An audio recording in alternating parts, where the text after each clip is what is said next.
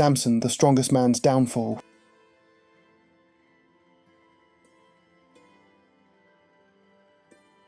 The land of Israel lay under the iron grip of the Philistines. 40 years of oppression weighed on every family, every field, every heart. In villages, men whispered of the enemy's cruelty, mothers held hungry children close, and fathers clenched their fists but felt powerless. At night, prayers rose like smoke. Lord, hear us. Lord, send help. Into this bleak silence, hope stirred. In a quiet village, a barren woman went about her chores when suddenly light filled her home. She froze, dropping her basket of grain. Before her stood an angel, radiant, towering, voice like thunder wrapped in melody. "Do not be afraid," he said gently. "You shall conceive and bear a son. He will be set apart from birth, dedicated to God. No razor must touch his head, for his hair will be the sign of his vow. And through him God will begin to save Israel." Trembling, she ran to her husband, and together they marveled, prayed, and wept. Soon after, the promise became flesh, and they named the boy Samson, the unusual child. From his earliest days, Samson was different. His laughter rang out like bells, his steps were heavy with unusual strength, and his thick, untamed hair grew longer each year. Other children raced through the fields, but Samson outran them all. When they lifted stones for play, Samson hefted ones twice their size with ease. The villagers noticed. "This boy," they whispered, "is no ordinary child." His parents reminded him daily, "Samson, you belong to God. Remember the vow." Sometimes Samson nodded respectfully, but inside, curiosity stirred. Why was he chosen? Why these strange rules? And why did his hair matter so much? Though he did not yet understand, deep within, destiny burned like a hidden flame. The Lion's Challenge. Years passed, and Samson grew into a towering young man, broad-shouldered and strong. One day, as he walked through a vineyard, the peaceful hum of bees was shattered by a roar. A lion leapt from the shadows, muscles rippling, eyes blazing with hunger. Any ordinary man would have fled in terror. But Samson stood still, breath heavy, fists clenched. Suddenly, the Spirit of God surged within him like fire in his veins. With a shout, he caught the beast by its jaws. The lion thrashed, claws tearing the air, but Samson's arms locked like iron bands. With a cry that echoed through the hills, he ripped the lion apart. Silence fell. Dust swirled. Samson stared at his bloodied hands in awe. This is God's strength. Word spread quickly. Samson, the lion slayer. A legend had begun. The rising hero. Stories of Samson's strength multiplied. When Philistine raiders mocked him, he struck them down barehanded. When soldiers thought to trap him, they fled instead. But his greatest display came on a battlefield where 1,000 Philistines advanced. Their weapons glittered, their voices thundered, and Samson looked around for a weapon. His eyes fell on a discarded donkey's jawbone. Gripping it tight, he charged into the fray. The clash of men shook the ground. Shouts, clangs, groans filled the air. When it ended, Samson stood alone among fallen enemies, chest heaving, the jawbone slick with sweat and blood. That day, Israel saw him not just as a man, but as a living weapon of God. The Philistines, trembling, began to call him unstoppable. The city gates. But Samson's legend grew even wilder. One night, the Philistines thought they had him cornered inside their city. They locked the massive gates, laughing. Now he is trapped. But as dawn neared, Samson awoke, his eyes flashing with defiance. He marched to the gates, huge, iron-bound, anchored deep in stone. He bent low, gripped them, and with a roar tore them from the earth. Sparks flew as metal twisted, dust rose as foundations cracked. Then, hoisting them upon his shoulders, he carried them uphill and planted them at the summit for all to see.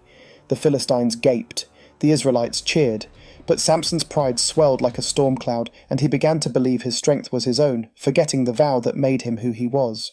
The woman named Delilah. Then came Delilah. Beautiful, charming, clever, with a smile that hid sharp intent. Samson fell under her spell. He laughed at her words, admired her beauty, and ignored the warnings in his heart. The Philistine rulers noticed. They approached Delilah in secret. "Find the secret of his strength. Tell us, and we will reward you richly." Delilah's eyes gleamed. That evening she leaned close to Samson. "Tell me, my love, what makes you so strong?" Samson smirked. "Tie me with 7 fresh bowstrings, and I will be weak." That night she tried, and when Philistines rushed in, he snapped the bowstrings like twigs, scattering his enemies. Delilah pouted, her voice sharp with feigned hurt. "You mock me." But in her eyes flickered determination. She would not give up. The dangerous game. Delilah's constant pressure. Her voice shifted between sweet whispers and bitter accusations. "If you truly love me, why won't you trust me?" she cooed, stroking his hair. Samson laughed it off. "Tie me with new ropes, and I will be weak." Again she tried. Again Philistines rushed in. Again he broke free. Each time, Samson grinned, amused by the game, but slowly her persistence wore him down. His eyes grew tired, his laughter faded. The weight of her constant questioning pressed like chains on his heart. "How can you say you love me?" Delilah cried one evening, tears glistening, "when you keep secrets from me?" Samson, weary and vulnerable, at last whispered the truth. "My hair. It has never been cut. If it falls, so does my strength." The betrayal. Delilah's smile hardened. That night she lulled him to sleep upon her lap, humming softly, stroking his hair. When his breathing slowed, she motioned to a man waiting in the shadows. Snip, snip, snip. Locks of Samson's hair tumbled to the ground. With each cut, his strength drained like water spilled on sand. "Samson, the Philistines are here," she cried. He awoke, ready to fight, but his arms felt like lead, his legs like stone. The Philistines stormed in, chains clanging. Samson swung, but his blows were weak. They seized him, laughing. Blades flashed, and pain seared as they blinded him. Samson screamed, but no strength came to save him. Once mighty, now broken, he was dragged away in chains, while Delilah turned her face, her eyes cold with triumph. The humiliation. The Philistines paraded Samson through the streets of Gaza. Children threw stones, soldiers jeered, once a terror, now a trophy. They bound him in prison, forcing him to grind grain like an ox, his sightless eyes staring into nothing. Every day they mocked him, "Where is your God now? Where is your strength?" Samson's heart ached with regret. He remembered the angel's promise, his parents' words, his vow, and how he had wasted it all. Night after night, he whispered prayers in the dark. "Forgive me, Lord. Give me one more chance." And as he prayed, unnoticed by his captors, his hair began to grow again. The Festival of Dagon. One day, the Philistine rulers prepared a massive festival to honor their god Dagon. Thousands gathered in the temple, thousands more crowded the roof.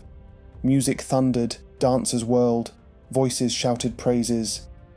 "Our God has delivered Samson, our enemy, into our hands," they cried. To mock him further, they brought Samson out, stumbling, blind, led by a servant boy. The crowd roared with laughter. "Dance for us, Samson! Show us your strength now!"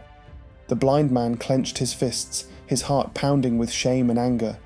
But then he leaned to the boy guiding him and whispered, "Take me to the pillars that support the temple."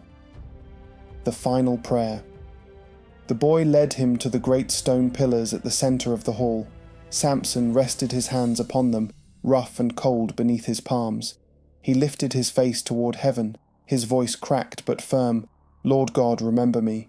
Strengthen me just once more, that I may avenge your people." Silence filled his heart. Then power surged into him. The Spirit of God blazed like fire through his veins. His arms trembled, his chest heaved, his muscles swelled. Samson gritted his teeth and pushed. At first the pillars held. The crowd jeered, but then stone cracked. Dust rained down. The jeers turned to gasps. Samson roared, pushing with everything within him. The silence after the storm. When the dust settled, silence covered the land. The Philistine celebration was gone. replaced by rubble and mourning. Among the ruins, the Israelites crept forward, whispering his name. Samson. He has fallen. His body lay still, but his story thundered louder than ever. The man who had lost everything, yet in the end turned back to God and fulfilled his purpose. Israel buried him with honor, their hearts stirred with both grief and hope. The lesson of Samson. Samson's tale was not just one of muscles and might. It was a story of pride and downfall, of weakness and redemption. He had been gifted beyond measure, yet wasted much through reckless choices, and yet God had not abandoned him. Even in blindness, even in chains, even in failure, God's strength returned when Samson turned his heart back in prayer. His final act was not one of arrogance, but of surrender.